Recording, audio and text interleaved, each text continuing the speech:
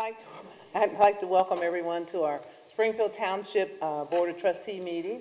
Today is March the 12th, 2019, and it's about 5:32, and we're going to begin first with the roll call. Mr. Burning? Yes, Mr. Burning. Present. Mr. Honolaw. Present. Ms. McFarland. Present. All the trustees are present. And next, we're going to stand for the Pledge of Allegiance, and I'd like the young man who is a scout, Boy Scout in the room, Henry Beachy, to lead us in the Pledge of Allegiance. I pledge allegiance to the flag of the United States of America and to the republic for which it stands, one nation, under God, indivisible, with liberty and justice for all. Henry, could you just tell us what badge you're working on at this particular point? Because we're glad to have you here with us tonight. Citizenship of the community. And which troop are you with? All right. Thank you so much. Give him a hand, everyone.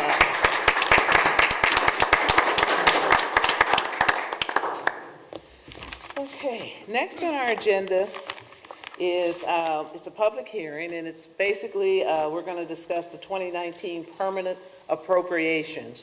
And I'm going to ask Chris. Chris, will you lead us in that and I will. Discuss that for us, please? Thank you, Ms. McFarland. I have a brief presentation tonight regarding our 2019 permanent appropriations. As the board obviously is aware, and the public may or may not be aware, our budget process for permanent appropriations really starts in November and December in the adoption of the temporary appropriations, which allows us to operate in the first quarter of the preceding year. It is in March, obviously, that we adopt our permanent appropriations. And tonight, I'm just going to run through some of the highlights, give sort of the summarized version of what the board was able to review and discuss in a work session. And prior to adoption, later this evening via resolution, I thought it was important to discuss some of the highlights and present those to the public. So our budgetary cycle in Springfield Township operates just like it does in any township across the state. It really starts in July with the adoption of our tax budget. The tax budget, as the board is aware, really it details the previous 2 years' actual revenue and expenditures, the anticipated or proposed revenues and expenditures for the second half of the current year, and actually projections for the upcoming year as well. That really sets the tone for what the county auditor is going to allow us to appropriate in the upcoming year. So if you look at September, that's when the county certifies the tax budget. October, the Board of Trustees passes a resolution to authorize the necessary tax levies to the county auditor, which essentially allows them to then pay us and collect those revenues via property taxes. In January, or late December, we adopt the temporary appropriations as we just discussed, and in March, as we are tonight, the adoption of the permanent appropriations. And I think it's important to note that just because something is appropriated or budgeted doesn't necessarily mean it's going to be spent. In the township, we legally have to appropriate funds prior to those funds being able to be spent. Therefore, we look at making appropriations on things that potentially may be expenditures, but aren't guaranteed to be expenditures. If you look at 2018, the township appropriated just over $27 million. This year, the appropriations is $26.6 roughly, which is a modest 2.4% decrease from the previous year. If you look at the appropriation amount by function or department, obviously, safety services is the lion's share of that. Police and fire make up a roughly $16 to $17 million of it, and the remaining $7.5 million comes from just general government services and the public works. If you look at the actual expenditures from 18 versus what's being appropriated in 2019, what you see is obviously the appropriations for 19 are higher than the actuals from 18, and that's because when we appropriate funds, we generally only spend about, on average, 85% of what's appropriated. So what you see here is, while a few slides ago I showed you that the appropriations are actually less than what they were in 18, however, because we only spent 85% of what was appropriated last year, the amount that's appropriated for this year is slightly higher. So what this really shows you that if we spend 85% of what's appropriated in 19, our actual expenditures will even be less than what's shown here from the previous year. Does that make sense? So in the general fund, what are some of the highlights of in some of the major expenditures and things to really show is that there was an actual $135,000 decrease in personnel costs in the general fund, and that's from administration. What we've did some restructuring and eliminated a position in the short term, which allows us to approximately save $130,000 to $135,000 a year. We have allocated just over $150,000 a year for design and architectural work for some capital improvement projects that's going to take place here at our banquet hall, our senior community center, and the potential of constructing an outdoor amphitheater. We have allocated $225,000 for road salt, and that is an increase from what we appropriated temporary back in December, because of the snowfall we've had has really hit our salt dome hard, and I think we've used, Mike, what, 2,000, 2,500 tons? About 2,500, yes. Yeah, which I think is pretty much almost double what we've used last year. So we've allocated some additional funds in the permanent that we didn't have in temporary because of that. And then we have just shy of $900,000 allocated for street resurfacing out of the general fund this year. Overall, it's about a 3.3% decrease from what was appropriated in 18 out of the general fund. And mainly that's due to some, obviously, less in personnel costs, but then also less allocated for street resurfacing out of the general fund this year. The Public Works Department's really made up of several different funds: the motor vehicle license tax, the permissive MVL, gasoline tax, road and bridge, and road district. So there's several different funds that make up what the Public Works Department utilizes to fund their operations. Highlight in there a lot of capital as well as some equipment: $40,000 for a track loader, $100,000 toward pavement preservation treatments. Those are essentially taking roads that have already been paved and providing some treatment to those to extend the life of those resurfacings. $100,000 for storm sewer repairs and $80,000 for sidewalk repairs.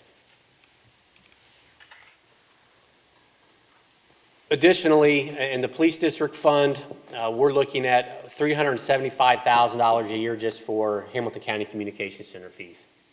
You can see that expense there went up because the county is proposing an increase to those detail costs, and that roughly averages out to be 25,000 calls a year, what the police department responds to.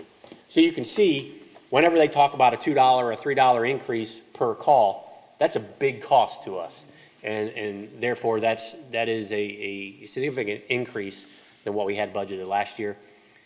Little over $190,000 for police vehicles, and then what that amounts to is about a 2.9% increase from appropriations from last year.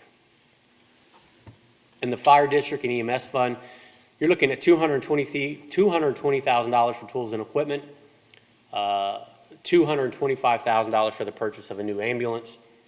Overall, it's about a 0.09% decrease from the previous year appropriations. And why those increases or decreases are important, you'll see here in a second with a chart that shows how these levies and these funds are currently living off reserves. And therefore, we're going to have to make some tough decisions here in the next 2 to 3 years, determining how these funds are going to be sustainable into the future. So if you look at infrastructure spending over the previous 3 years and what's projected for 19, you can see in 17 and 18 we spent a great deal of money resurfacing streets. Those are some of the largest amounts of projects that we've done in decades here in Springfield Township. That's total project cost. That isn't necessarily what the township spent. If you look at what the township actually spent, it's over that same time frame, probably close to $7 million versus the 8.7. So what that means is the township received about $1.7 million in grants over that time period to help fund those street reconstruction projects. What that really means is that about $8.7 million investments in the streets in Springfield Township over that time period, which equals 80 streets. So of our 400 streets, we've repaved 80 of those in the previous 3 years and proposed for 19. So we still have some work to do. We still have some work to do, but you can see the cost there. Yeah. It took $8.7 million to pave 80 Those streets. 80 streets. So you can see the dilemma, and the revenue just isn't adequate to keep up with the demand. Although we made a lot of headway, and more than we ever have, the problem and the challenge is far from over. If you look at fund projections in the general fund, you can see the green line, and I know that people out in the audience really can't see that, but the green line accounts for all revenue available, meaning carryover from the previous year and any new revenue for the new year and what's available for expenditure. The purple line is the proposed expenditures and the projected expenditures going forward after this year. Ideally, those lines should either be going up together, or the green line should be going up or staying flat, and the purple line should be staying flat or going down. As they get closer together, that's what is worrisome, is that you want to keep those lines from intersecting, because once they intersect, that means you're out of money and you can't operate. So that's why it's imperative that why we've decreased the funding for capital improvements this year is to ensure that we keep those lines separated as much as possible. Because as they get closer together, that's when we're running into trouble, and that's why spending $2.7 to $3 million a year on infrastructure under the current revenue trends just isn't sustainable. If you look at the police district, similar issue, and I think we've talked about this before, is that these levy-driven departments like police and fire really work on something like a bow tie effect. And what I mean by that is when a levy is passed, they are generating more money than is necessary for operating, and they're banking that additional revenue so that when they start expending more than they're bringing in, because revenues stay flat, that they're living off those carryovers and extending the life of that levy. What you're seeing here, though, in green is not just revenue, but that's carryover numbers as well. So that's everything that's available. You can see in 2022, and it's hard to see here, but you're going to be, total available revenue is 10.7 million. Your projected expenditures are roughly 8.6. You need roughly 25% carryover to operate into the new year. Therefore, that's about the last year you're going to be able to operate before you have to either make cuts or increase revenue. When those lines intersect, and you'll see they're pretty much touching in 22, 23, that's when you no longer have enough revenue to operate under current projections. So at that point, either cuts have to be made or you have to make provisions to increase revenue to continue operations at the current levels. And increasing revenue would suggest a levy. Yeah, I mean, for police and fire, the only way to increase revenue is through levies. Yes. So the only way to continue operating and maintaining current level of service is either through additional revenue by levy, or you have to make cuts in operations. That's the only two ways to, you can't deficit spend, so you have to balance it some way. Same thing in police, similar story in in fire. The red line shows projected expenditures, the green line shows all available revenue.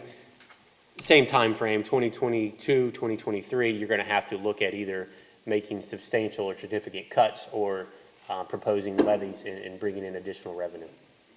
Now, at this point, do we know exactly what those levy amounts wouldn't necessarily need to be? We have ran some projections. However, I think it's going to necessitate some additional conversations with the public, obviously first with the board, to determine what are the options, and are there ways that we can gain additional efficiencies to extend the life of the levies currently even further than 22, 23, potentially. But I think it's inevitable that at some point in the next 3, 4, 5 years, we are going to have to make some difficult decisions relative to operations and or asking the voters for additional revenue. So what does that mean going forward? Obviously, as we just talked, we're going to have to look at the option of maybe levies in 21 or 22 to sustain the operations of the police and fire departments. I would say it's important to note that the last time that the police department had an increase in revenue was back in May of 2009 when a levy was passed, and that was 2.5 mils. So by the time we have to come out for additional millage, it will be almost 12 or 13 years before the police department has experienced an increase in revenue. So you can imagine with labor-intensive departments like police and fire, going 10, 12, 13 years without increase in revenue and having those expenses increase every year, they've done a phenomenal job being efficient and operating and making those extend as far as we can make them. Now, when we initially passed it, we promised 5 or 6 years out of those levies, and they've been able to double, maybe almost triple those timeframes. So efficiency is obviously something that we're very mindful of. And going 10, 12, 13 years without any increase in revenue, I think is pretty remarkable. Looking at infrastructure spending and impacts of the general fund, obviously what we can spend toward infrastructure is going to be dictated by the JEDS revenue. And if we can get increases to the JEDS revenue, obviously that's more funds we can put toward infrastructure. Right now, we're putting almost $1 million a year toward that. And in previous years, it's been more like $2 to $2.5 million. That just isn't sustainable, as we showed with the chart for the general fund. However, that infrastructure spending, again, is going to be dictated by the JEDS revenue or new revenue alternatives. I know the state is talking about an increase to the gas tax, an increase to the permissive motor vehicle license tax. Those are things that, if implemented, could bring in an additional $500,000 a year to Springfield Township that we could put toward road improvements. So, again, new revenue or increase in the JEDS revenue is really going to drive how much we can put toward infrastructure going forward. And then the general fund expenditures versus revenue, that's, if you want to know what keeps me up at night, because there are no additional opportunities for the general fund to raise revenue other than through potential increases in the JEDS, making sure that we are as efficient as possible in the general fund or increasing that JEDS revenue, because otherwise there are going to be significant cuts to the operations administratively of the township if we can't achieve that. So that really is the quick summary of the 2019 appropriations, and I'd be happy to answer any questions of the board or the public at this time if the public has any questions or comments. Well, Chris, I just want to say great job. Everything that you and Kim and everyone have done. And I apologize, I was remiss. Kim Cox, our finance director, is Yes. here. She's here for support of me to make sure that I'm actually correct in everything that I'm saying. But she does the lion's share of this work, and without her, none of this would be possible. So I really appreciate all the work that Kim puts into this, as well as the department heads, and working with us to get the appropriations together. And this is really the vital work this is the critical stuff. If we don't get this right, we can't do anything else. Everything that we try to be, and our entire mission is depending upon getting these budget numbers right, making it as efficient and sustainable as we can in providing good service to the public. And it's just a constant challenge that, we're involved in, every day, but you guys have done a great job with this. We appreciate it. Thank you. I truly do. And I want to commend our service department, all of our staff, because, they learned some time ago that, we don't have a lot of fluff, so they've managed to stretch those levies amazingly much longer than one would expect.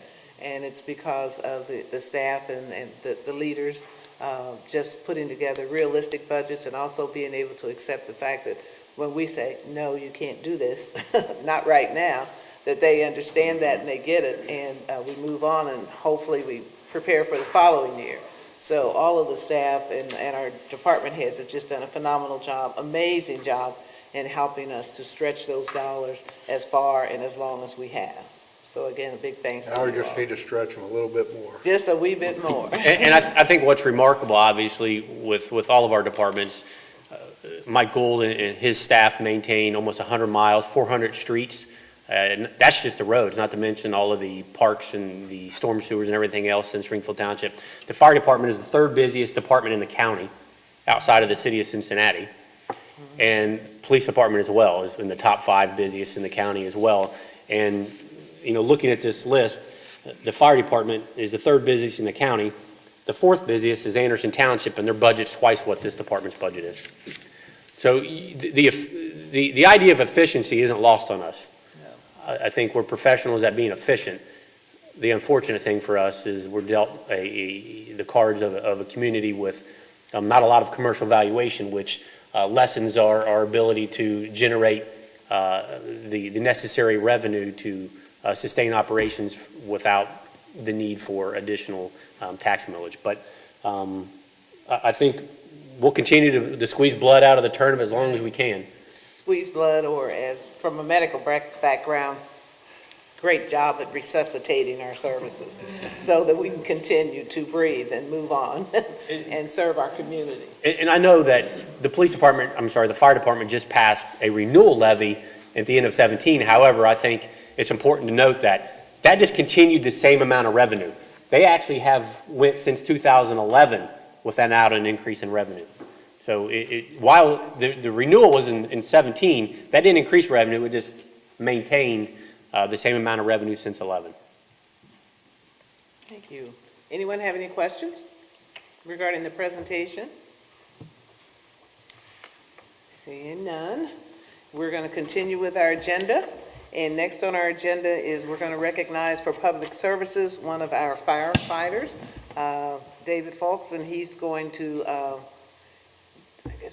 they're going to say a few words. Are you going to? I'll take it from here. You're going to take it from there? There you go. Okay. I know the trustees I was waiting for you to do that. have a certification to present. And you're To going to Dave. say a few words about it. Sure, absolutely. Kathleen, anything else? Can I get started? Yeah, I didn't know if David would want to come up to. Okay, David. Yeah, please, would you like to? All right, you got it. Okay. Oh, as the board is coming down, and everyone, this is Dave Folks. A little bit about David.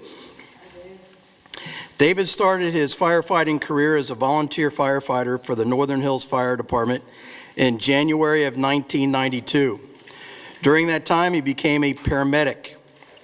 On September 1, 1996, the Springfield Township Fire Department was formed. David was hired as a part-time paramedic firefighter. In October of 2002, he was promoted to full-time paramedic firefighter. During David's 23 years of service as a firefighter and paramedic to Springfield Township, he worked a total of 46,876 hours and made 9,034 fire and EMS responses. This does not include the emergency responses, however, that he made as a volunteer firefighter paramedic with Northern Hills. Some firefighters over the years do something that stands out, resulting in a nickname. David's name is Mr. Happy. He has been blessed with the ability to see something positive in everything he does. Regardless of the stress, he is positive and unwavering. Providing fire and EMS often causes personnel to experience an emotional roller coaster, but not David. He is calm, confident, and always professional. David, Mr. Happy, is respected by his peers. We are sad to see him leave, but we are supportive and excited for David as he and his family starts a new journey. We would also like to thank David's wife, Jody, daughter, Amanda, and son, Chris, for their support.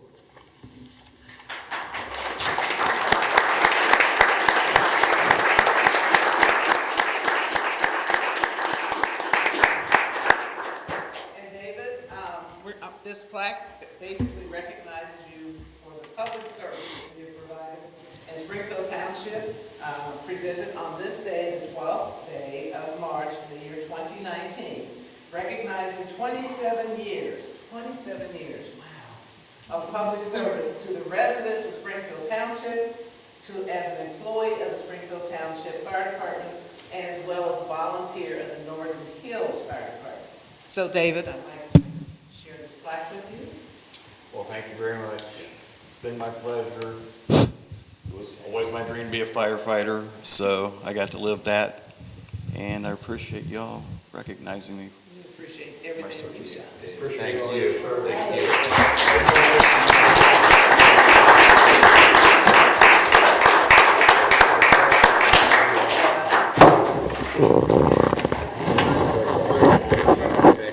Congratulations. Congratulations.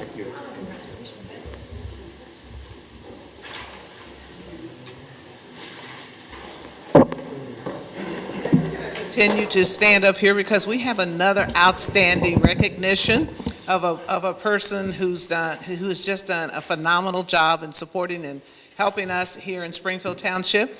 And I'd like Maria Ballinger, if you will step forward, please. She is awesome. Give her a hand, everyone, as well.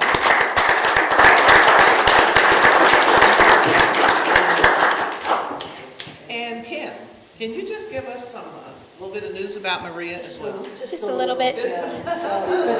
As a resident, advocate, and board member, Maria Ballinger has given the community of Springfield Township the gift of quality arts and enrichment. Maria has served as an original founding member of the Springfield Township Arts and Enrichment Council for 6 years. In this time, she helped bring over 123 events to an overall attendance, or an overall audience of 22,500 people. Her voice on the board was an assurance that Arts Connect would always be mindful of pricing, mission, and overall fit for the community. It was her style to wear her heart on her sleeve, think of others first, and make a difference wherever possible. Her support and volunteering for nearly every event was deeply appreciated. In recognition of Maria, Arts Connect wanted to find a lasting remembrance of her loves of parks, the nature, music, and the sounds of a cheering crowd. The board has decided to plant a beautiful shade tree in her honor when the amphitheater design is complete later this year at the Grove Park. A plaque will be made and placed by the tree prior to the re-grand opening. Tonight, the Board of Trustees, as well as the Springfield Township Arts and Enrichment Council, thanks you, Maria, for your time and dedication. You will be missed, but I imagine and hope that you will continue to be a fan cheering in the crowd, remembering where it all began with your support years ago. Oh, you're so sweet. I'm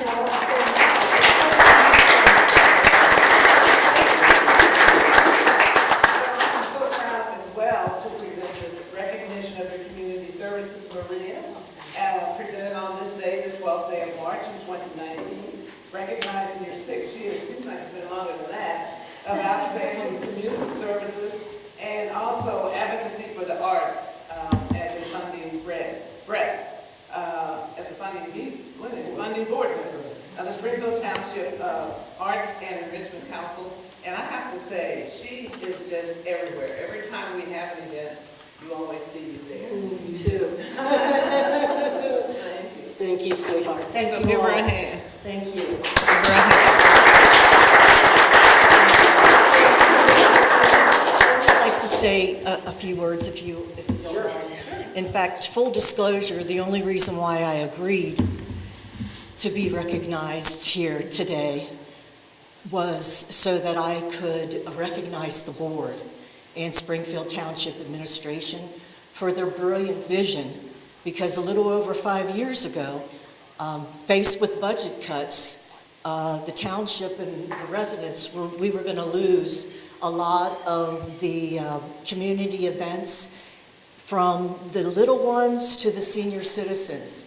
And it was through the creative vision of the board that they created, working hand in hand, of course, with my fearless leader, Kim Flam, this 501(c) nonprofit, which began very, very, very humble beginnings. We started out making something out of nothing, and it's just been my honor and my privilege to serve. And so I'm here to recognize the board, the administration, and especially Kim Flam for her tireless effort and devotion, as well as Kim and the other Arts Connect board members. And we truly have created a vibrant community with the arts, parks, community events, and recreation. And being a realtor for over 25 years, I understand the importance of a thriving community.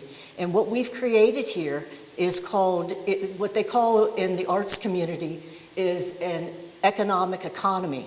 We draw people in simply because not only it makes it a better place to live and makes it easier for us as realtor professionals to sell Springfield Township in general, but it attracts new businesses. So it seems very appropriate that you would be talking about budget, because Arts Connect was born out of a need, and I am so thankful and grateful to the Board of Trustees for using their vision in creating this. Thank you so much. You're welcome. My Thank pleasure. you. Thank you. Maria, thank you for those kind words.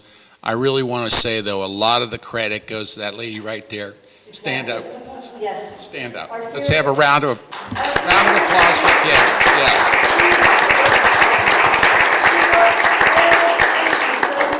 She's so loyal. She is just so inspirational, and I think I will miss her. I know I will miss her the most. In fact, could somebody take a picture of her and I? Yeah, thank you, Chief. You're on the ball. Where's she? Up front? Or right here? I'll take one, and then put you and Kim up. Oh, okay. Kim is like ever ready to have her. She always is. Ready? Thank you. We've taken a few shots together. I want you two go up there. Can I get a tree? I am a tree hugger, so it seems appropriate. Ready? Thank you all. I got a feeling Kim will be calling you in a year or two. I'll be southbound.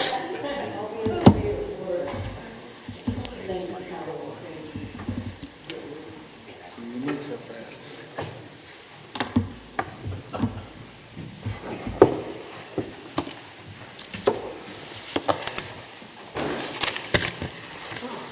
Wow, what an honor. Great people we have here in Springfield Township, and great volunteers who do a lot to help us continue to thrive and help our community to continue to grow. And it just ties in with what we've always said, we are the center of it all? To it all. Yes, the center to it all. So again, thank you, everyone. So back to the agenda. We have minutes. Approval of minutes. We had a regular session February the 12th, 2019, and we had a regular work session February the 26th, 2019. Need a motion? So moved. Seconded. All in favor? Aye. Motion carries. Okay. Next is the fiscal report. Mr. Dan Burning, fiscal Yes, ma'am. officer, can you For give us a report? For the month ending February 28th, 2019, the township expenditures were $1,480,898.43, and receipts were $546,957.55. That gave us an ending cash balance of $16,785,341.34. It includes obligations for expenditures, payroll, regular operating costs, ongoing capital improvement projects and investments. And what I request is a motion to approve the receipts, warrants, payroll expenditures, updated and current revenue and reports for the period ending February 28th, 2019. Do I have a motion? So moved. Seconded. All those in favor? Aye. Thank you. And I just want everyone to know that financial reports are available during regular business hours here at the administration offices or on our website 24/7. Thank you, Ms. McFarland. Thank you, Mr. Burning. Next, as we continue to follow our agenda, the next report, I'm going to ask Chris if you will give us an update or a report on what's happening in the department, and also maybe some discussion items as well. So, Chris? Thank you, Gwen. We have several action items tonight. The first being, if you remember, just last month, we passed the credit card policy pursuant to the rules set forth by the state auditor. And due to some functions here at our Grove Banquet Hall, it ran counter to some of the operational aspects of how that department functions. So we are looking to revise what we just adopted last month to enable, basically what it does is the revision is going to enable Tom Schneider, our Director of the Community Center and Grove Banquet Hall, to utilize township credit cards to purchase various things necessary for the events that happen at the Grove Banquet Hall that the current policy, the one we just adopted, would prohibit. So while this revision is still in the spirit of what the state auditor requires, we had to make that adjustment so that he can continue to operate as he has been. So I would just ask for a motion to adopt the revised credit card policy as proposed. So moved. Seconded. All those in favor? Aye. Aye. Motion carries. Thank you. The next item that we had on the agenda was regarding the Public Works employee policy regarding the accumulation of compensatory time. I would ask that we table that for tonight. Ms. Abrams and I were just discussing something that we have to gather some additional information, do some additional review before we'd be ready to adopt that. So I would ask that we table that for this evening and then move on to the Betts Avenue forfeiture petition. Approximately a few weeks ago, we received a notice from the county prosecutor which enables us to, under Ohio Revised Code 572301, allows us to acquire properties that have went through 2 consecutive sheriff sales and have been now forfeited because there was no want for bidders. As a result, you only have a certain amount of time to petition to receive that property. This particular property is on Betts Avenue, West College Hill, which happens to be adjacent to some additional work we're doing with Habitat for Humanity and some work that we're doing with the community for some next door lot the yard campaigns. So we felt like this property would either be a good candidate for Habitat for Humanity or potentially the lot to yard campaign. We didn't have a lot of time in order to request that. So Kathleen had made that petition to the county prosecutor, and now tonight we just need the Board of Trustees to ratify that request to the county auditor, or that petition to the county auditor for that particular piece of property located at, the parcel number of 590, page 350, parcel 50. I don't know, Kathleen, if you have anything to add to that. No, Mr. Gilbert, the only thing to add, I suppose, is just the property actually in the petition was written to transfer to the township's CIC, the Community Improvement Corporation, but because there are a number of members on the board here tonight that are also members of the Board of Trustees, the CIC board, we just ask for the board to ratify that action. To transfer to the CIC? Correct. Yes. Okay. And I'll make that motion. Seconded. All those in favor? Aye. Aye. Motion carries. The under discussion items, we have since November of 2004 had a property maintenance code in place, and since its inception, it has been enforced as a civil fine, civil citation method, as opposed to the minor misdemeanor criminal code that our zoning code is enforced under. It presents some challenges to issue civil citations for property maintenance code violations. In my experience over the last 15 years, the most notable one being a lot of these properties, you really can't even find the owner, or if you do find the owner, they're not anywhere close to even issue a civil citation to. Therefore, that method, while it has some advantages in certain situations, for the enforcement of the property maintenance code here in Springfield Township, it really wasn't a very efficient way in order to do it. Additionally, to make it more consistent with the zoning code, I know Kathleen has worked with Ms. Abrams here to revise that. So I'm going to turn that over to Kathleen and to Laura to talk about the necessity to change it and what it really means. Kathleen is nodding that it's mine. Chris summed it up very nicely. Mainly for Kathleen and I, the main issue is consistency. I mean, we are now enforcing the zoning code through the housing court and the misdemeanor process for that. It only makes sense to take these very similar type violations and enforcement procedures through that same process as well. Civil citations, while it's a nice methodology provided by the legislature, it's not something that's very often done in this county. So it is very hard to ramp up back with the county. I mean, it's a very large learning curve to get the county used to doing it because they don't do it. It makes much more sense to just use the process that's in place for the misdemeanor counts and go through the housing court. So I think that will help us streamline these things. I think it'll be more understandable to the people who get the violations, because let's face it, the public doesn't understand the civil citations any better than the Hamilton County courts do. So it makes sense to just do it this way. It's a simpler process. And I think it's important to add that, and I'm sure Mike can attest to this because his crews are out doing a lot of the nuisance cleanups.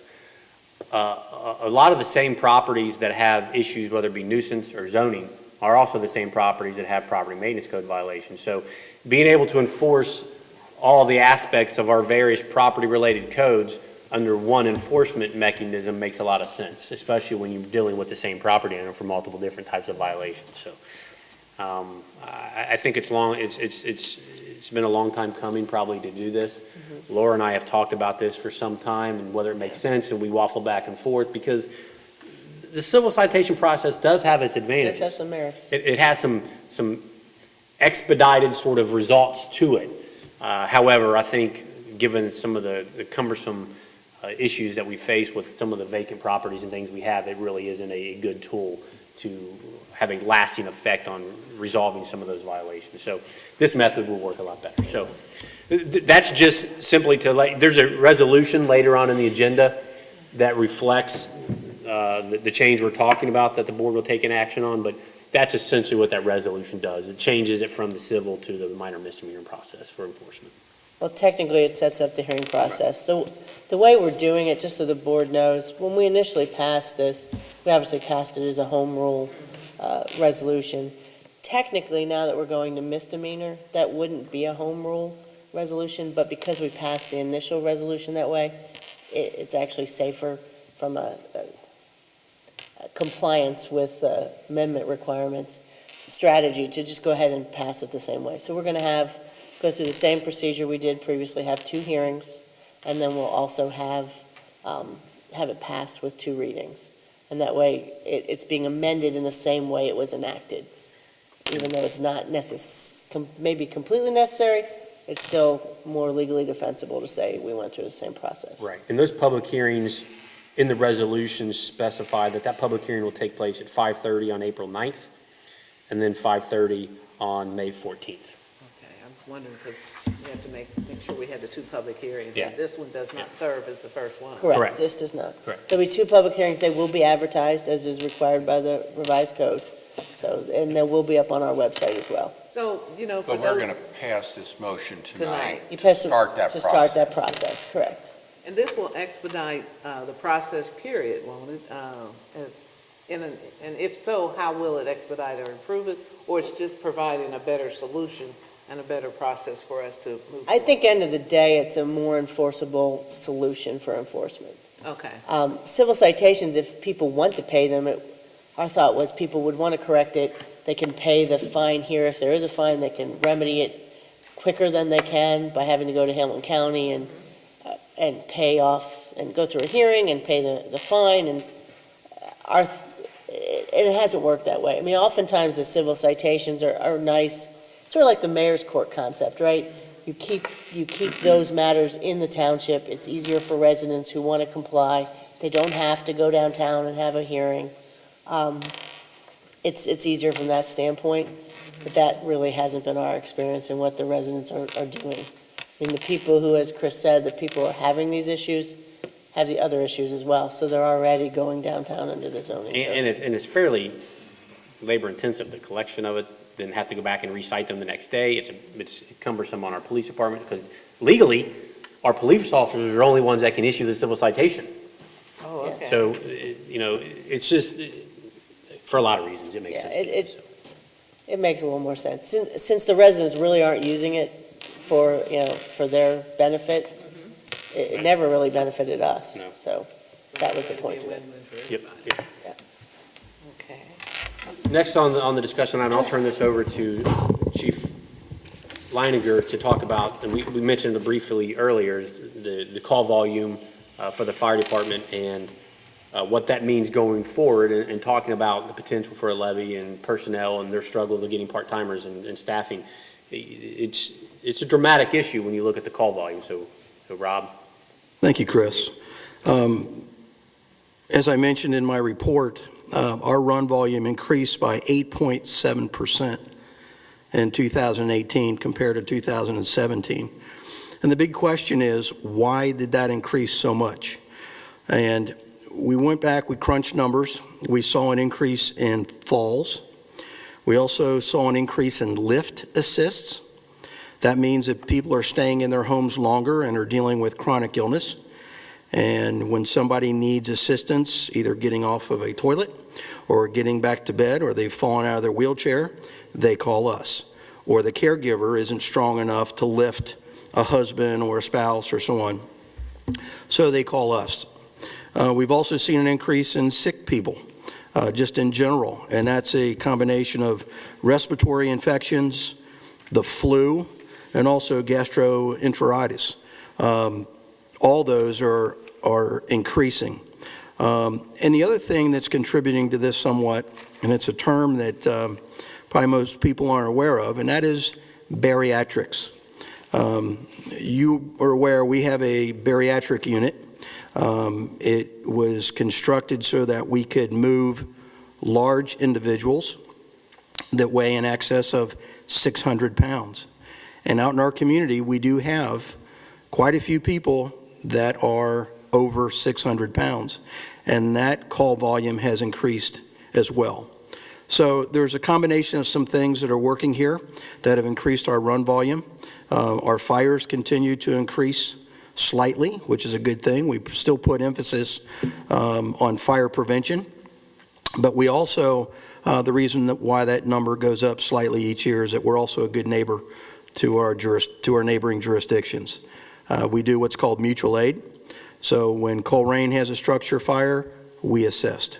When Mount Healthy has a structure fire, we assist. But the way that works is that there's also a reciprocation value as well, so that they will come over and assist us as needed. So really, what does all this entail for the future? It shows that there is an increasing demand for fire and EMS service in Springfield Township. And we have, quite honestly, have just run out of money. And we are struggling to find ways to become more efficient and effective at what we do. Trying to find good quality employees to provide paramedic and EMS and fire service is a challenge. The economy is good, and that's fantastic. But unfortunately, it means that a lot of other fire departments are hiring, so it creates a very competitive market, and firefighters today can find full-time employment in a variety of different ways. And if they don't find it with a fire department, they can find it at hospitals, because now hospitals are hiring paramedics. So it's a very competitive market. It's hard to find and retain good quality paramedic firefighters, and that's the challenge that we're facing today.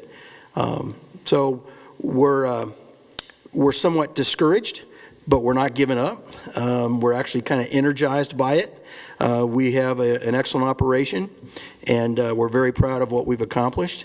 And part of the reason why maybe sometimes we struggle a little bit is because we've raised the bar, and we have very high expectations for our people. But we're committed to it. We're going to continue to move forward, and probably I wouldn't be surprised if you see that trend continue next year, where our runs are going to continue to increase. That's just the way it is. Thanks, Rob. You know, I think it's important to note that obviously the police department's experiencing the same thing. Their call volume's going up as well, and they have similar issues. Additionally, they're responding to and assisting in some of the fire responses Right. and EMS responses. So But we not only are their can- calls increasing from a police standpoint, but they're also assisting in some of the EMS calls as well. Well, as the chief said, this is a nationwide problem. We're both in police and fire. We're all experiencing lack of interest in becoming and getting into this field. I mean, I remember the days where we would have 600 to 700 applicants for one police position. If we get 30, it's a great turnout these days. And once people are here, they love it here and they stay here. We rarely have anyone that leaves. But as the chief said, we do constantly work together, and we have to do that to maintain the service that we have here. So.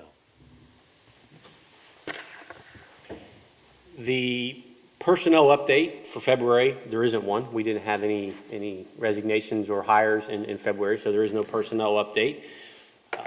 Next, I'll turn it over to Kim Flam for our community events and programs. Thank you. For the month of March, we only have one event. It's actually this weekend, Mom Prom. We're doing Friday and Saturday. Both nights are sold out already. April the 15th, Arts Connect will be up at Mad Tree for a fundraiser that we are hosting during the happy hour. On April the 19th, Playhouse in the Park is coming to Springfield Township back at the Grove Event Center for their production of Five Little Monkeys. Winton Woods Elementary Choir is singing as the pre-show for that event, and that is completely free. And then on April the 23rd, the mural dedication over at Brentwood Bowl will be at 4:00 p.m. We are doing that the same week as Arbor Day, and we will be celebrating community members who come out will receive a native tree sapling. We're also going to have some art projects and programs for the kids, and Brentwood Bowl is offering bowling for $2 that night. Thank you, Kim. The board has copies of departmental activity reports. Looking through here and looking at the reports in the Public Works Department, almost in the month of February responded to almost 45 pothole requests, which obviously is just the tip of the iceberg, so to speak, regarding some of those issues. And then I think what's the staggering thing is if you look at the cost that we've spent since January to February 8th on snow and ice removal, when you look at the salt usage, the material usage, as well as the overtime for our personnel to be out there, because unfortunately those snow events happen, seem like every weekend, so it's always on overtime, has cost the township almost $250,000 in a little over a month dealing with snow and ice removal. So Mike, I don't know if you want to elaborate at all, but that's... No, I think Mr. Gilbert, I think you provided an excellent summary. The timing of these events have not necessarily occurred during your normal working hours, and I give credit to the staff down there, the crews down there. They've worked tirelessly around the clock, giving up their weekends, holidays, plans that they had in order to be here and to provide the highest level of service. They've done it very efficiently. They've done it with safety being the utmost top priority, and I give them a lot of credit. Thanks, Mike. I just had one question, Mike, that on truck equipment repairs at $68,000, was that truck that went in the hole with, they didn't secure the plate on the road?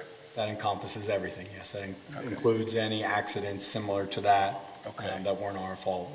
Yes, that includes all. Gotcha. Okay. So that concludes my report, unless there are any questions. Any questions? No. Do you have any questions? No. Okay.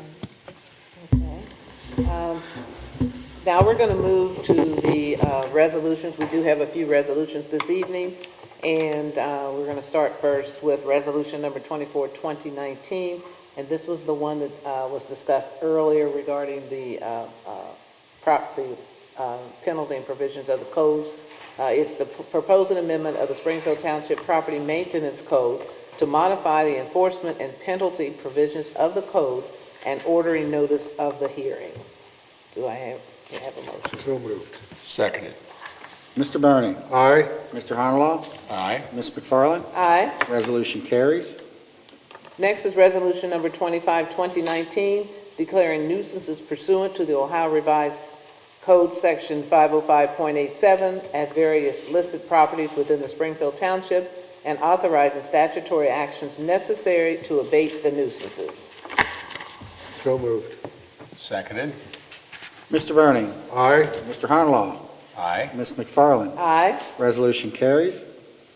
The next resolution reflects the presentation of the permanent appropriations that Chris led us in and discussed with us earlier. It's Resolution 26, 2019, adopting the permanent appropriations for fiscal year 2019. So moved. Seconded. Mr. Burning. Aye. Mr. Honolaw. Aye. Ms. McFarland. Aye. Resolution carries. The next resolution is number 27, 2019, authorizing the trade-in of unneeded, obsolete, or unfit for use motor vehicles and road machinery, equipment, or tools in the Public Works Department. So moved. Seconded. Mr. Burning. Aye. Mr. Honolaw. Aye. Ms. McFarland. Aye. Resolution carries. The next resolution is 28, 2019, declaring motor vehicles located on public or private properties in Springfield Township, Hamilton County, Ohio, to be junk motor vehicles pursuant to Revised Code 505.173, and ordering the removal of such vehicles pursuant to Resolution Number 80, 2012, and Revised Code 505.871. So moved. Seconded. Mr. Burning. Aye. Mr. Honolaw. Aye. Ms. McFarland. Aye. Resolution carries. Okay, thank you. Next, we're going to go to old business. I don't have any, Gwen. I do not have any old business. Well, I have a couple really important things. This month, the past, I guess, February and March have been really, really busy months for all of us here in Springfield Township, all of our departments as well. And the end of February, we met, and it was Mike Gould, it was actually Kathleen, Mike Gould, and myself, met with the community of West College Hill. And basically, when we met with that community, it was to look at redevelopment opportunities, looking at how we can continue to move that community forward, and looking at the properties that were listed and what opportunities were there. And we did this in partnership with Habitat for Humanity, as well as Hamilton County Planning Department, as well as the Port of Authority. And it was an outstanding meeting. We had a room full of residents from that community to look at the visions. And I think it was outstanding because in that community, we want to continue to sustain it and keep it really and improve the opportunities for home ownership in the community. So I'm going to ask Kathleen and Mike if you guys can give us just an update on your thoughts as well. Sure. Well, thank you, Ms. McFarland. I think you covered the sort of topic very well, but just as a reminder, the township applied for a mini planning grant through Hamilton County Planning and Development last year. And while they didn't necessarily award the funding that was asked, they did feel that it was such a worthwhile cause that they wanted to donate their time. So over the past year, Mike Gould and I have been meeting with folks from Hamilton County Planning and Development, Hamilton County Community Development, Habitat for Humanity, and the Port to talk about some of the opportunities in West College Hill for basically finding the best use for parcels and properties that are either vacant, tax delinquent, both, that typically end up being great sites for dumping, that Mike and his crews are cleaning up trash or cutting down tall grass. So really it was looking at the neighborhood as a whole to say, you know, what can we do here to make it the best it can be? And working with Habitat for Humanity was really fantastic. One of the highlights of that plan that was developed over that past year was we really wanted the community public input on our thoughts and get their feedback. So that meeting at the end of the month at the West College Hill Neighborhood Services Center was really informative for us, and people asked a lot of great questions. I'd say there were probably 35, 40 people there. So it was just a great way to, you know, meet with people in the community, and we're still having conversations and discussions after that public input session. People are really interested in becoming involved and what they can do, to help. So unless Mike has anything to add. No, I think Ms. Kennedy did a very nice job of summarizing. But as we were preparing the application to submit to the county, Kathleen and I found that probably 40 to 50% of the parcels over in West College Hill are currently vacant. And that does increase the possibility of people dumping. Blythe encourages more Blythe, those types of things. And we felt like it's a perfect community where Habitat and other organizations can provide affordable housing for people that are in need. So, I think Ms. Kennedy did an excellent job. It's about utilizing the empty lots that are over there and getting the biggest bang for our buck. And the community just works together and has worked with us over the years. Their goals are similar to all of our communities. We want to revitalize the communities and, as I say, breathe some fresh air into the communities and increase and improve home ownership. And that plan enhances and provides all of those opportunities for the community. So I just want to update everyone. It's another good community within our township that's moving forward, and we're looking forward to the next journey in that community. And the other old business that I had, the Hamilton County Engineers held their annual meeting here a week ago, about a week ago, and all of us, my colleagues and all of us and staff, we were there for that meeting. And it was really a great meeting in which they looked at, for the past, what they had done in 2018, and then what are the projected future goals for the Hamilton County Engineers to provide services and projects to the county as a whole. And we're fortunate because the Hamilton County Engineer happens to live in our community as well. So we're fortunate, but he also has to strive to provide services throughout the entire county. So he doesn't, he does it in a fair and equitable way. And so one of the things after that meeting, and even before that meeting, there are lots of individuals coming to us and they're saying, what's going on with Winton Road? Why is it one lane like this? And how are we going to, how long is this going to last? And so I'm going to, what were your thoughts, Joe? Well, that was the bad news. They said the Winton Road project's going to take about a year. But it is going to be great when it's done. There's going to be dedicated turn lanes into St. Bart's, into the Y, into Sarbrook, which should really help, with the flow of traffic a lot when it's done. But it is a big project. It takes quite a bit of time. And then to add to the woes of Winton Road motorists, they're going to start work on the bridge over Winton Lake, I think later this month. And that's going to take quite a while too. But it'll be good when it's done. So we're grateful for that. There was about $4 million, if my memory serves right, that was secured in federal funding to help pay for that project. So. Do you have any comments or thoughts? No, I know it's going to be a while. You can tell. Stay away. What they're trying to do. Don't go north on Winton Road from Fleming. And then also learn where all the other little places that you can go, back roads and everything. Unfortunately, Wyoming has decided to redo Hamilton Avenue not Hamilton Avenue, but Vine Street at the same time. Oh. Springfield Pike. Springfield Pike, Vine, yeah. So. Wow. Well, look for the back roads to the best of your ability, but I live in an area where those folks that take the back roads, I can't even get through the back roads when I'm trying to hurry up and get up here. Use daily. Yes, but I have to get there first. Okay, and then the other thing is the Hamilton County Health Advisory Board had their annual meeting, which they always have this time of the year, every year. And during that meeting, it became very clear that they are now celebrating their 100th year anniversary as a health district and as a public health system as well. So they celebrated that, in which they, again, had programs that we've looked at several times called We Thrive, and there were some communities that are continuing to invest in that program. But the thing that I found outstanding, and when Chief Leininger was talking about discussing the different types of things that we're seeing in our community, which is increasing the needs of not only our police department from a police perspective, but also our EMS services that we have, and ambulance runs and calls. And I want to share this with you. I have to put my glasses on, the print is so small.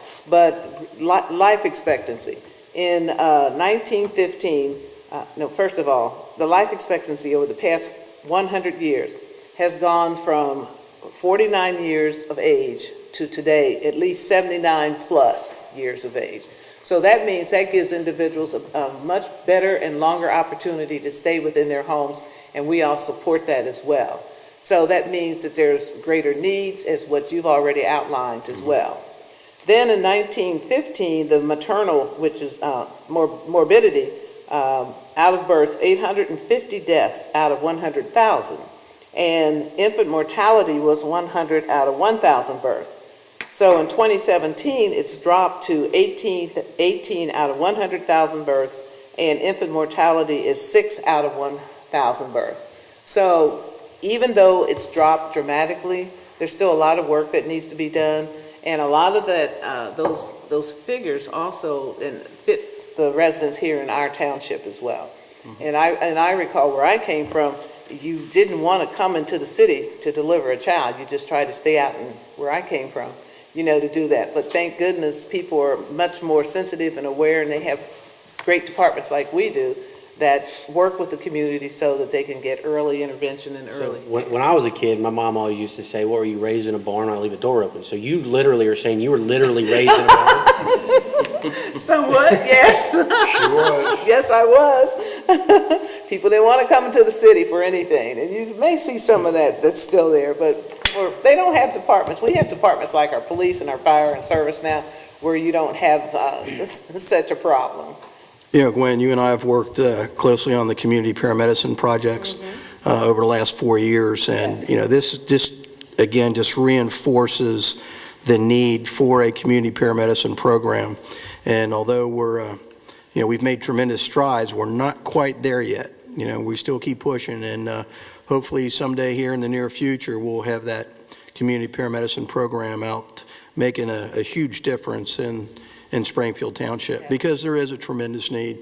People are staying in their homes longer, so having the ability to just kind of stop in and check on them and check on their mental health and some of their chronic needs and so on. The main thing is to refer them to the proper agencies that can give them the help that they need.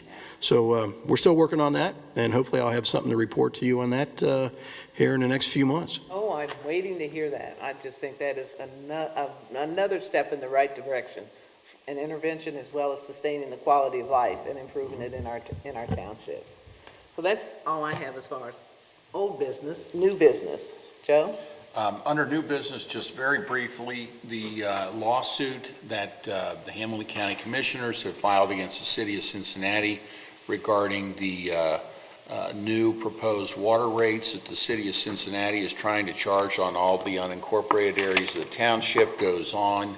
It appears like there's not been a resolution to that, but the county commissioners have had the Hamilton County Prosecutor's Office file this lawsuit, and it is proceeding through Common Pleas Court. We're watching it very closely. We encourage the county commissioners to bring, in fact, we intervened, Laura Abrams, we intervened as a plaintiff in that case. This is very important. Our water rates everyone has seen our sewer rates have gone through the roof with the wet weather initiative and some of the things that have been implemented here in Hamilton County. And now the city's trying to do it with water, and so we're going to fight that and hopefully be able to reach a fair resolution with the city. So just a brief update. There's no final resolution to it, but Thank you for that update. Yeah. I'm good. Okay, then I just want to share with everyone that we have our State of the Township Community Address in April the 18th, and it's going to be at 6:30 to 7:15, and it's going to be back at the Grove Banquet Center. And just want to make everyone aware this is an opportunity to listen and hear what we've done in the past year and our goals for the next few years. And you also get to meet all these great staff here and trustees and ask them any questions that you would like to ask as well. So we're looking forward to seeing as many of you as possible. And I was thinking when the Health District celebrated their 100th year, I got to thinking, when are we celebrating ours next? We had the bicentennial, and so, they pulled some old records, and I found that amazing. So we've got about, what, almost, There's a big one next year. We were- Like 1879 or 1785. 1789? 1785 or 1785, I think it's next year. Could we look that up? Right. or 1795. That's correct. 1795. That's right. Sounds right. Well, That's too much math for me to That's do at too- this late in the day, I don't know. but if anyone is, those of you who are watching or here in the audience, there was a resident who lived here, his name was David Bean, and he just did a fantastic research project in looking at the history of Springfield Township and how Springfield Township came about to be a township. And I think that's just, was really Next year will be 225 years. 220, oh my goodness. I don't know, 1795. there you go. Yeah. So that's a long time. And one of the things the health department did is they had minutes of every meeting that they'd had in the past 24 or 100 years. And they looked at the first set of minutes that they ever had, and they're pouring through those now, and it's telling a really great story. So, maybe that's a challenge for us when we get to that point, those of us who may still be around. So, that's the only thing I have. And now it comes to citizens' participation. And this is the time when if there's anyone in the audience who would like to address the trustees, we would like you to come forward, and asking those who are in the audience to abstain from any discussion so that we can hear, the comments and thoughts that the individuals sharing with us, and asking them when they do come to the podium if you can tell us your name and your address, what area you live in town. So I'm just asking Mr. Rivers. He's stepping forward. Looks like he's got bad knees. Well, you can't have that one by yourself. I bet there's a whole bunch of other people the same way. All right, how everybody doing? Joe Hi. Rivers, 2668 Blue Hill Drive. I'm just here to address everybody on Seven Hills. We're going on our fourth year now. We're making pretty good progress out there, but it's still, some things that we need to try to get done. And three of the things that I need to try to work on is which y'all talked about it a lot, was the building codes, the housing codes or whatever that people are just not doing. You're taking a ride around Seven Hills and you see all the trash in people's houses. Some of the houses are actually, some of the houses really need to just be bulldozed. From what I've seen. You got trash, you got derbis, you got fallen trees, in yards. You got people pulling all up on the grass, running the lawns out.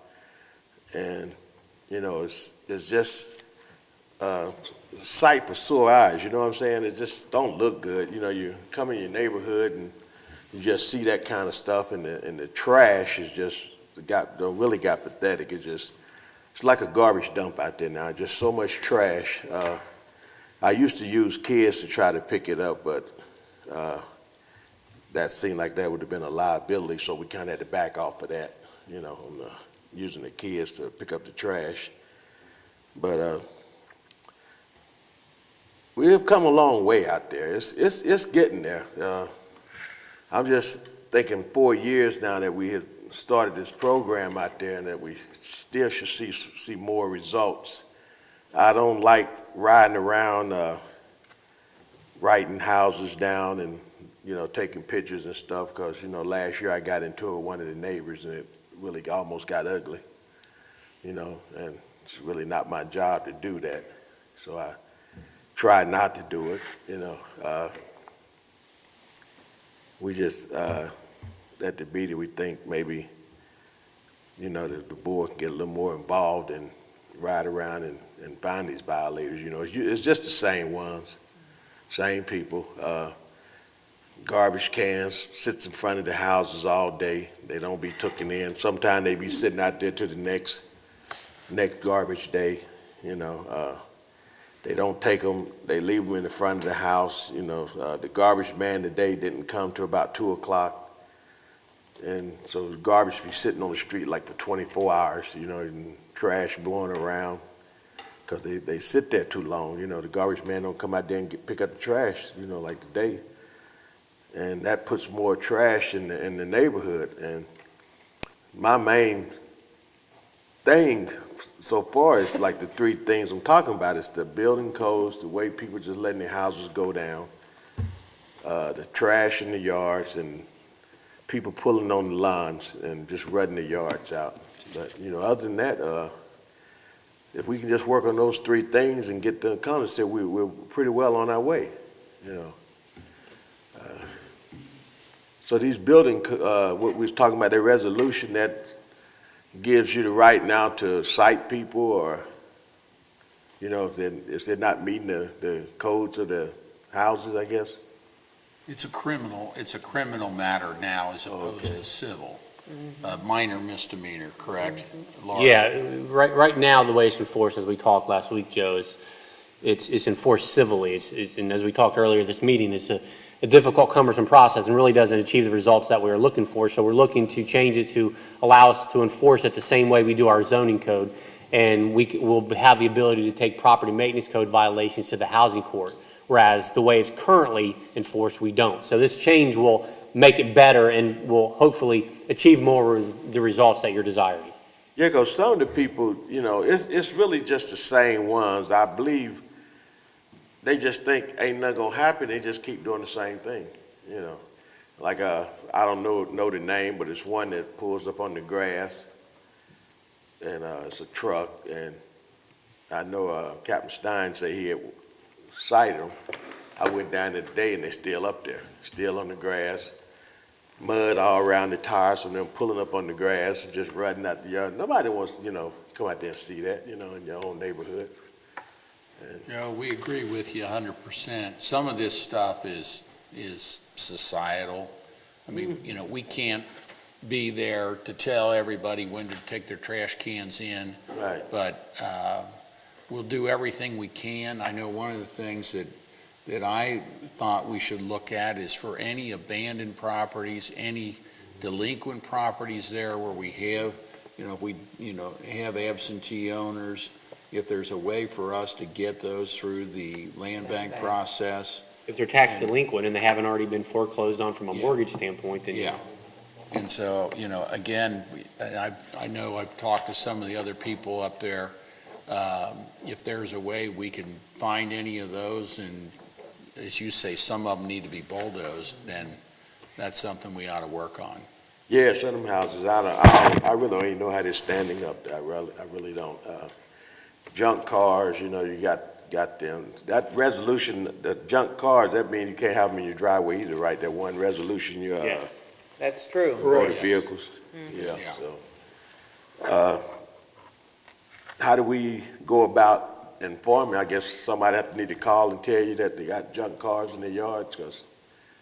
It helps. It helps. I mean, we obviously don't have the staff to go out and proactively enforce every code in the 17 square miles and 15,000 properties that is Springfield Township. So, yeah, we rely on residents like you to help us do that, and we very much appreciate the service that you're providing to us. It really helps. So, when we see things, do we take care of it? Yes.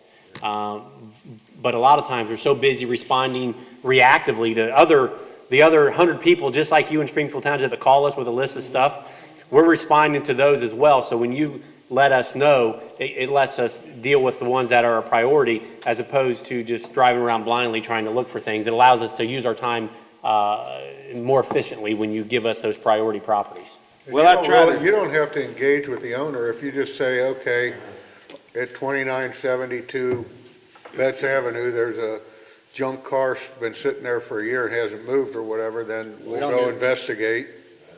We don't need pictures.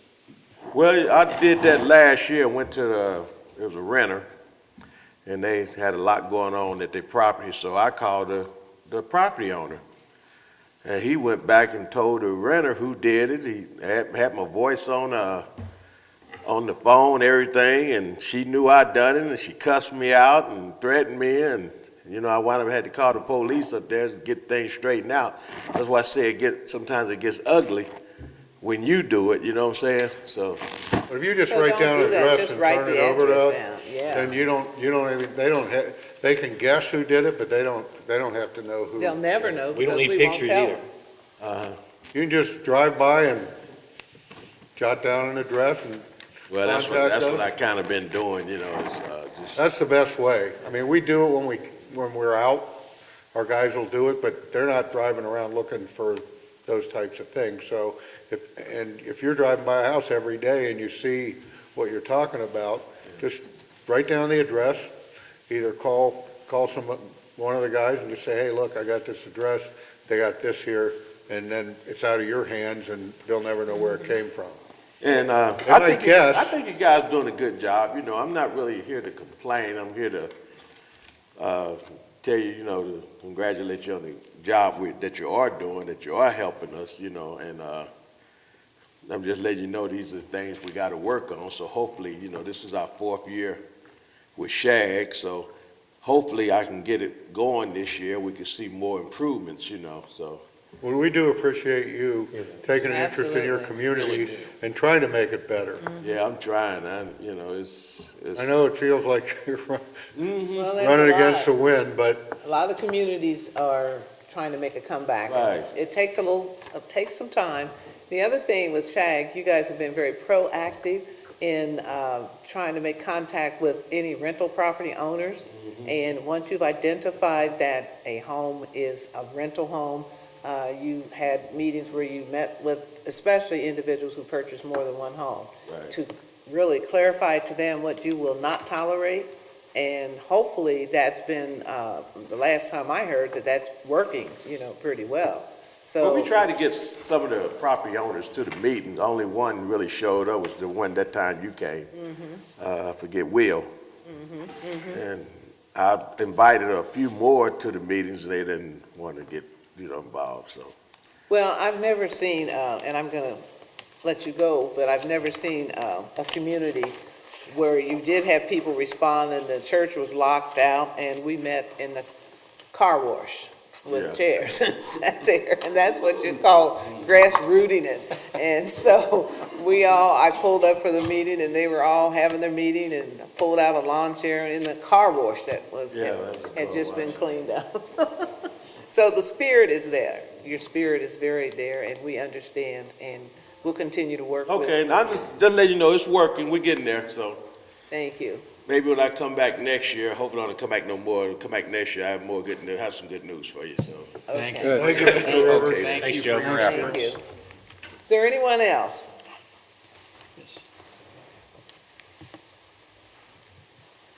Hi, my name is Bill Hartman, live at 1355 Hartwood Drive.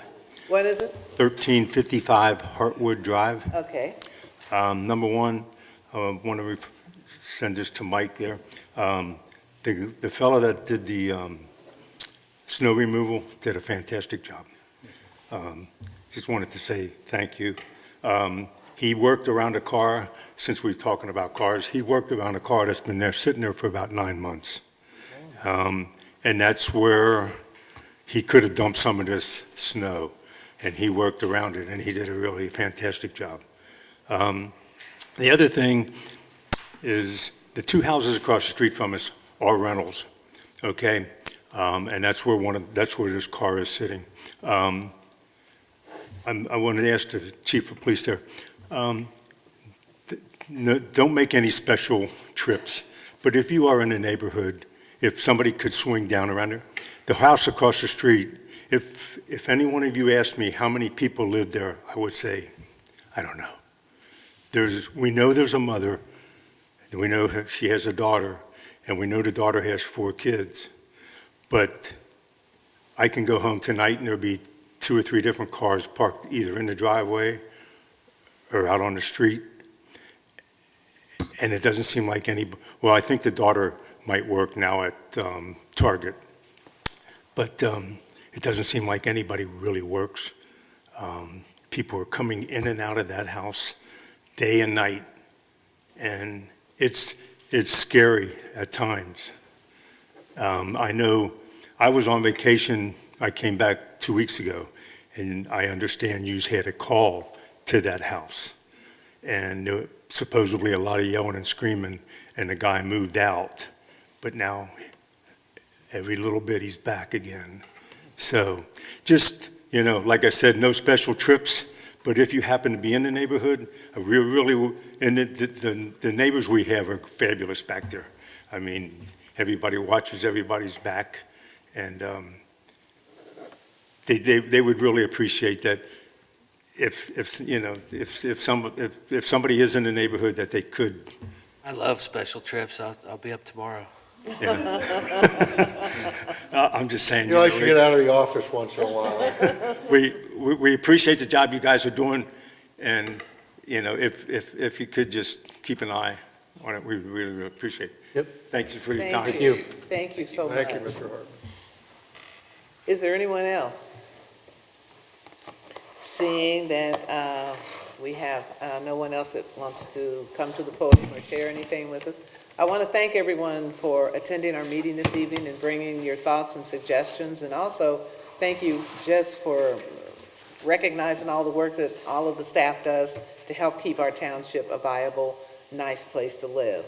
And on that note, I'd like to entertain a motion to adjourn. So moved. Seconded. All those in favor? Aye. Means adjourned. Thank you.